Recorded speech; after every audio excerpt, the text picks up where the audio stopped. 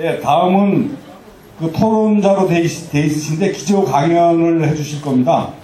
이희수 박사님이신데 자료집 31쪽을 한번 봐주십시오.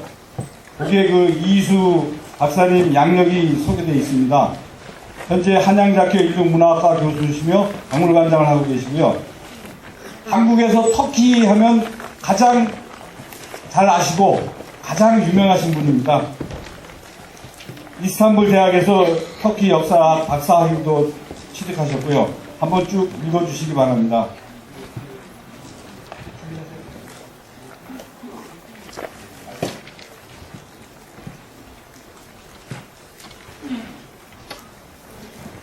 자, 그럼 기조 강연에 들어가기 전에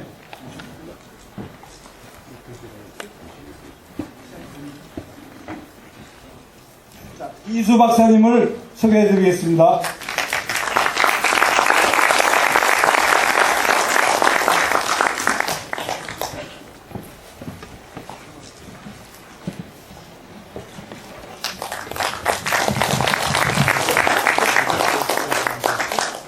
네, 반갑습니다.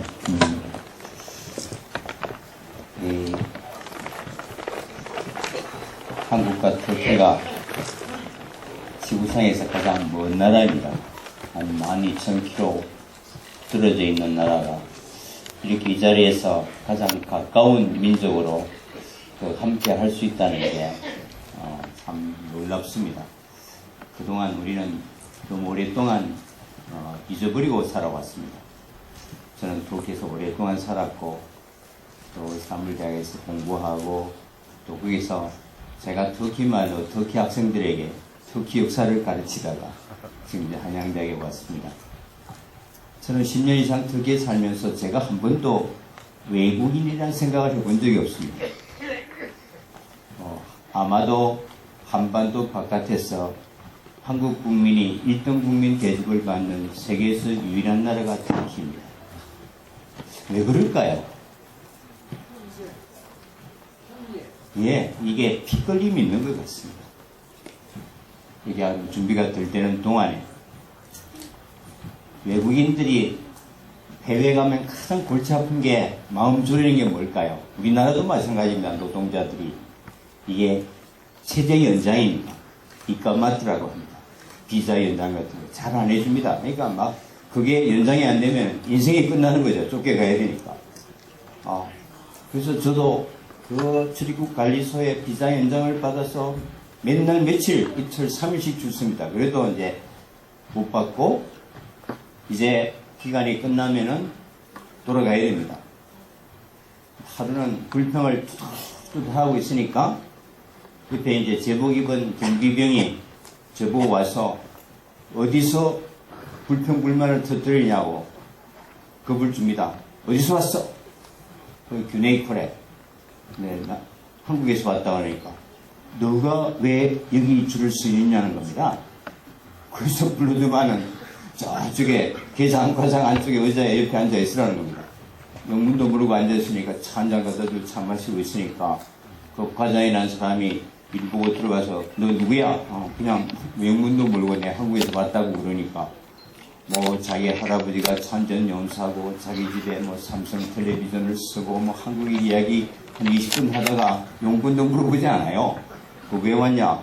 사실은 체제 연장이 다 돼서 여권에 도장 찍으러 왔다니까. 보지도 않습니다. 얘기하면서 그냥 꾹 찍어줘서 가라고 합니다. 그 다음부터 제 박사과정 동료들, 시리아, 예멘, 이란에서 온 동료들이 다 여권 20장씩 제가 거둬갔고요. 제가 졸업할 때까지 걔네들 체제 연장 그룹과에 걸렸습니다. 야, 희수야, 네가 가면은 무조건 다 통하는데 좀 봐달라는 겁니다.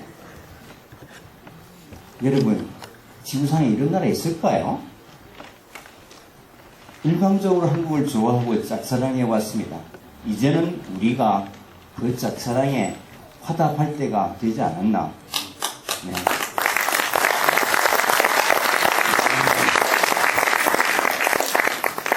그런 면에서 오늘 이제 고려 관련 한배달 고려문화보존회가 오랜 역사를 가진 돌굴과 고려 과거를 다시 재조명하고 수천 년간, 천수백 년간 잃어버렸던 우리 흔적과 우정을 되찾는 학술대회를 그러면서 매우 의미 있다고 생각합니다. 터키에 대한 소개는 우리 후세인 이지트 원장님께서 잘 해주셨기 때문에 오랜 시간 잘 걸리는 것보다 간단하게 우리와 과거에 어떤 관계가 맺었는지 이제 많이 준비했습니다. 스케치만 하고 지나가겠습니다. 터키인들의 이제 고향은 원래 저런 지역입니다. 그러니까 여기서 점점 동쪽으로 가서 우리 민족과 만났겠죠. 처음에 제가 터키 유학을 갔어요. 터키 국사책을 딱 펼치니까 터키 국사책 1장 흉노입니다. 터키 역사책 2장 돌궐, 3장 위구르, 4장 셀쭉 터키, 5장 오스만 터키, 6장 터키 현대공화국. 그러니까 흉노, 돌궐, 위구르까지는 우리 고구려와 삼국시대 발해까지 우리 민족과 이웃해서 한민족 한핏줄로 함께 살았습니다. 지금 교과서가 바뀌었습니다만 그 당시 터키 중학교 2학년 사회 교과서에 소셜 빌길레라 소셜 중학교 2학년 사회 이렇게 가르칩니다. 우리 민족은 먼 옛날 중앙아시아와 만주 일을해서 코리안들과 이웃해서 한민족 한핏줄로 함께 살았다 이렇게 가르칩니다. 그래서 한 중학교 정도 졸업하면 터키 전 국민이 코리안, 남이 아니야. 우리와 피를 나눈 형제야 하는 민족적 동질감이 당연히 깔려있는 겁니다. 이것이 이제 터키가 한국을 사랑하는 바탕이다. 물론 6.25 때 15,000명의 군대를 보내서 3,000여 명의 사상자를 내면서 위기에 우리를 구해줬습니다. 모든 터키 국민들이 기억하고 교과서에서 배우고 자랑스럽게 생각합니다. 이것도 우리가 잊지 말아야 될 소중한 관계이지만 터키 국민 전체가 하나의 민족적 동질감을 느끼고 있다는 것을 우리는 결코 잊어서는 안 됩니다. 우리가 미국, 러시아, 일본 주변 국가들하고 잘 지내고 있습니까?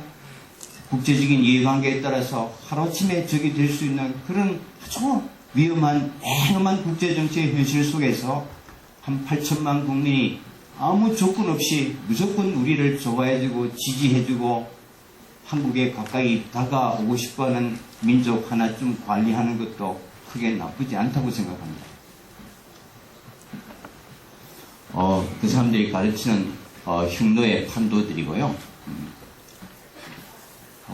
그리고 이 흉노가 이제 만리장성이 워낙 흉노가 얼마나 제국이 강했으면 진시황 때부터 흉노를 막기 위해서 만리장성을 쌓겠습니까? 그죠? 그래서 이제 결국 김용과 중국을 꺾지 못하고 점점 국가를 만들면서 서쪽으로 이주해 가서 오늘날 이제 훈족의 조상이 된다고 그럽니다. 과거에는 논란이 많았지만 현재 흉노와 또 훈은 같은 존족이라는 것은 지금 학계에서 거의 받아들여지고 있고 이 훈족이 결국 게르만 민족 대이동을 일으키고 이 훈족의 부하 장소 오도아케라가 바로 로마 제국을 멸망시키게 됩니다. 그러니까 이 훈이 얼마나 강대한 초원의 제국이었나 우리 알 수 있고요. 흉노를 이어서 돌굴이 등장하고 이 돌굴부터 이제 직접적인 터키 사람입니다. 원래 투르크를 중국말로 투코라 그러고 그걸 이제 중국말로 음역한 게 돌굴입니다. 그러니까 돌굴이란 말이 바로 오늘날 투르크의 말이 됐다. 근데 터키 사람들은 자기 이걸 격투르크라 그럽니다. 그 하늘의 터키. 굉장히 신성한 민족으로 보고 있고요. 도굴 때부터는 조금 이따 이제 우리 오스만 셀떡하야 교수님께서 이용선 교수의 통역을 통해서 우리 돌굴 비문에 기록된 고구려와 돌굴과의 관계를 이제 자세히 이제 설명해 주시겠습니다만은 이때부터 이제 고구려와 굉장히 긴밀한 관계를 맺습니다. 우리 삼국사기에도 돌굴에 대한 기록이 많이 나옵니다. 551년 고구려 양원한 고려 봉기 7년 551년조에 돌굴이 고구려를 침략해 와서 백암성에서 고구려 장군 고글이 돌굴을 물리치고 1,000여 명을 포로로 잡고 사살했다. 비극적인 이제 기록입니다만은 그 이후로 쭉쭉 이제 중국 수나라에 대항하기 위해서 고려와 돌궐이 외교 관계를 맺고 군사 협력을 통해서 공동 협력한 부분이 여러 군데서 나타나고 있습니다.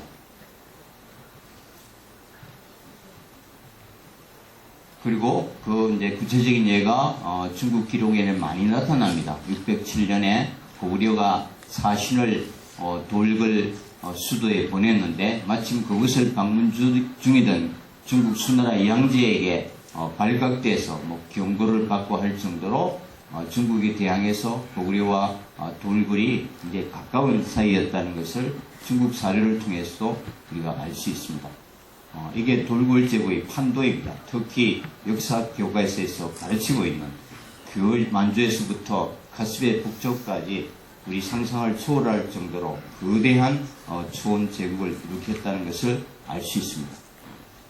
그리고 여러분 아시다시피 우즈베키스탄, 사마르칸트, 아프라시아에 이제 고구려 사신도가 많이 나타나 있는데 그 당시 아프라시아 일대에는 돌궐이 지배하고 있었기 때문에 사실 그 아프라시아 궁정에서 고구려 사신과 돌궐 사신이 교류했을 가능성이 이제 아주 크다고 여겨집니다. 여러분이 다 보시는 조우간을 쓴 고구려 사신의 모습을 다시 한번 보시고요.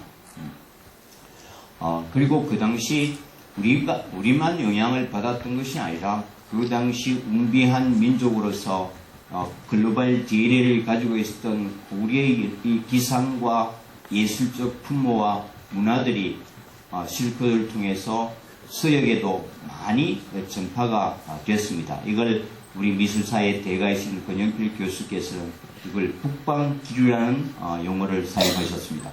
고구려의 웅장한 예술 기법과 모티브들이 서역, 특히 돌궐 등에도 큰 영향을 끼치게 되었다는 연구들이 나타나고 있습니다. 구체적인 예로서 고구려 덕흥리 고분벽화나 무영청 벽화, 적어도 100기가 넘는 고구려 고분벽화 속에서 여러 가지 서역적 요소들이 아주 분명히 나타나고 있어서 고구려와 돌궐 또 고대 turku 간의 어떤 예술적 교류를 이제 알려주는 연구들이 지금 이제 서울대학의 노태동 교수, 울산대학의 전호태 교수님, 또 미술사 권영필 교수님, 이런 이제 쪽에서 많은 연구들이 지금 일어나고 있다는 것도 여러분에게 알려드리고 싶습니다. 문화적으로 아주 닮아 있습니다. 이 사람들은 하늘을 섬기는 종족이었고, 터키 말로 하늘은 탱거리라고 합니다. 이 우리 말로는 하늘의 그 천과 탱거리가 같은 말이라고 이따 오스만 셀트가이 교수께서 말씀해 주실지는 모르겠습니다만은, 그리고 이제 그 돌궐의 그 하칸 카가는 이게 독재를 못합니다. 하늘로부터 통치권을 위임받아야 됩니다. 그 쿠트라고 하는. 그래서 만약에 통치를 잘 못하면 하늘이 언제든지 쿠트를 회수해 간다고 합니다. 그러면 통치 정통성이 사라져 버리는 거죠. 그러니까 항상 하나님이 나를 어떻게 보고 계실까? 나에게 위임하신 이 쿠트를 도로 회수해 가지는 않을까 걱정하면서 이제 애면 정치, 윗면 정치를 했다고 합니다. 이 끝이 우리나라의 구세의 어원이 됐다는 언학자들의 설명도 있습니다. 그래서 문화적 친근감도 상당히 있다. 터키 아나톨리아 가면은 어느 집에서도 볼 수 있는 지금도 이 문화적 친근감은 많이 나타나 있고요. 한때 돌궐 최대 영토는 북방의 끝과 끝에서 대제국을 일으켰습니다. 이 돌궐을 이어받았던 게 위구르였고요. 이 위구르 때부터는 이제 우리 고려와도 밀접한 관계를 맺고 많은 위구르 사람들이 사실은 고려에까지 등장하게 됩니다. 그때 이 위구르인들은 이제 회허리 믿는 인이다에서 회회인 또는 회회인으로 불려서 우리 고려사에도 굉장히 많이 나타나고 있습니다. 근데 이 터키족들이 갑자기 이제 조선 초기까지 살다가 사라져 버립니다만은 사실은 일제시대 때 투르크족이 옵니다. 터키에서 온 사람은 아니지만은 지금 크림반도, 카자키스탄 쪽에서 러시아 혁명을 피해서 약 200여 명의 중아시아 투르크객들이 한반도로 이주해 와서 서울시청 뒤에서 문화회관을 짓고 민족교육을 실시하면서 이슬람교와 터키 민족을 소개하는 우리 민족과 이제 긴밀한 관계를 맺었다는 기록들이 있고, 이 사람들이 시청기에서 터키 민족입니다. 그 당시 일제 점령하였기 때문에 우리 터키를 사용하지 못하는 비극들이 이 사람들의 사진을 통해서 우리가 충분히 볼 수 있습니다. 여기는 터키 국기를 썼지만 여기는 일장기를 그을 수밖에 없었던 그 일제시대 때 약 200여 명의 터키 투르크족 사람들이 서울, 광주, 대구, 부산, 함흥 등지에서 살았다는 것을 알 수 있습니다. 그리고 여러분, 이제 마지막으로 이제 한국 전쟁 때 정말 많은 사람들이 목숨을 걸고 우리를 지켜줬고, 전설처럼 이분들이 한국을 좋아하게 된 겁니다. 이 사람들이 한국을 잊지 못하는 가장 큰 이유는 지금도 약 480명의 영령들이 부산 유엔 국립묘지에 안치되어 있습니다. 터키로 돌아가지 않고. 그래서 이 사람들 아직도 우리의 영령과 영혼들이 한반도에서 한국을 지켜주고 있다고 믿고 있기 때문에 자기 조상들이 우리 땅에 묻혀있는 한 매번 성묘도 오고 참배도 오고 또 하기 때문에 그분들은 우리를 결코 잊을 수 없을 것 같습니다. 그래서 이제 월드컵 여러 번 보셨습니다만은 오늘날 이어졌던 이 관계가 지속되고 더욱 강화되기 위해서는 두 민족 사이에 가지고 있던 고대의 강한 뿌리와 연대를 우리가 되찾고 재조명하는 인문학적 하부 구조가 있어야 정치 경제적인 관계가 지속 가능성을 맺을 수 있지 않을까 이런 생각을 합니다. 그런 면에서 이 국제학술 대회가 오랫동안 우리가 잊고 자칫 잘못하면 잃어버릴 뻔했던 지구상에 가장 가까운 우리 친구들을 되새기는 기회가 됐으면 좋겠고, 그러기 위해서는 특히 역사와 문화에 대한 공부도 본격적으로 우리가 많이 했으면 좋고 성공적인 학술 대회를 거대합니다. 감사합니다.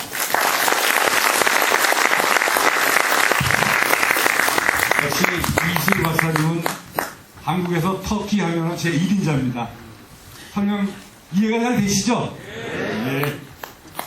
이슬 박사님 감사합니다. 다시 한번 박수 부탁드리겠습니다.